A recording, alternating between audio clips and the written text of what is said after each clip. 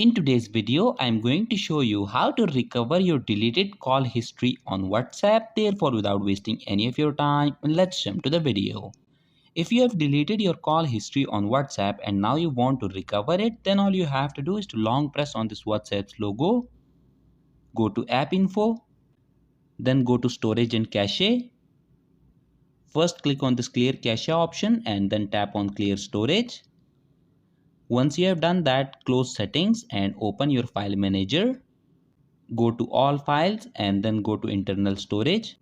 Now go to Android, select media, scroll down and then tap on com.whatsapp. Open WhatsApp. Now go to this databases folder. Now select all these files. Click on copy and go back to the previous folder. Then go to backups and paste all those files here. And that's it. Once all these files are pasted here, your deleted call history on WhatsApp will be recovered. So that was it for this video and I'll see you guys in the next one. Peace out.